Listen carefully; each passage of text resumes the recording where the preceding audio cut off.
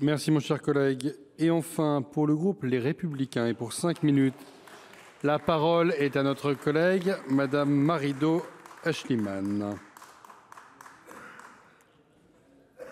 Vous avez la parole, ma chère collègue. Monsieur le Président, Madame la Ministre, mes chers collègues, en pleine crise agricole, le Premier ministre promettait récemment de simplifier la vie de ces filières qui n'échappent pas à la prolifération des normes, au demeurant de plus en plus contraignantes. Il faut dire que notre pays connaît une boulimie normative impressionnante dont chacun doit prendre la mesure. Fin 2022, on dénombrait 78 codes et plus de 347 000 articles de loi en vigueur. Dans ces conditions, comment garantir que la loi est lisible et accessible à tous?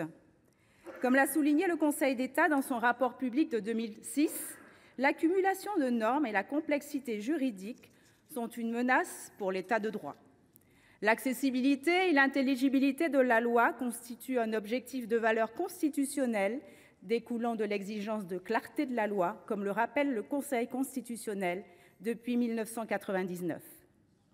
Simplifier le droit est une nécessité pour nos collectivités territoriales, confrontées à un empilement de normes et de contraintes, alors qu'elles réalisent 60% de l'investissement public.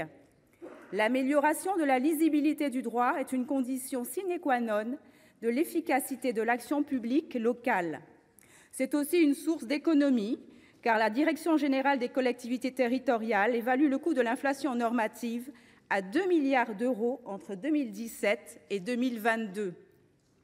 La complexité juridique est source d'interprétation et se traduit souvent par un allongement du délai séparant la décision de la réalisation du projet, ce que les élus locaux déplorent. Chez nos concitoyens, cette réalité suscite incompréhension, réprobation, mais aussi perte de confiance dans la parole publique. La complexité de notre droit est trop souvent à l'origine de retards, voire de l'abandon de nombreux projets. Cela est particulièrement vrai dans les petites collectivités où l'ingénierie politico-juridico-administrative manque cruellement. Les élus locaux se retrouvent parfois bien seuls pour les mener à terme. Cette situation est aussi source d'insécurité juridique qui débouche parfois sur la mise en cause de la responsabilité pénale des maires et des élus locaux. Ces difficultés participent de toute évidence à la crise de l'engagement local, caractérisée par la démission de 1 300 maires et plus de 12 000 élus locaux depuis 2020. Les petites collectivités sont les premières à en pâtir, mais les grandes collectivités ne sont plus épargnées au vu des difficultés de recrutement croissantes, en particulier dans les filières techniques. Au fond, cette prolifération des normes traduit une réalité, celle d'un État trop vertical qui légifère sur tout et fait trop peu confiance aux élus locaux. Mais le Parlement doit aussi prendre sa part d'autocritique.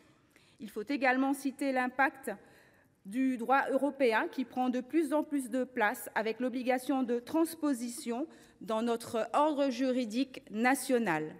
Enfin, notre droit des collectivités territoriales est devenu d'autant plus illisible que les élus locaux sont en permanence soumis à des injonctions contradictoires.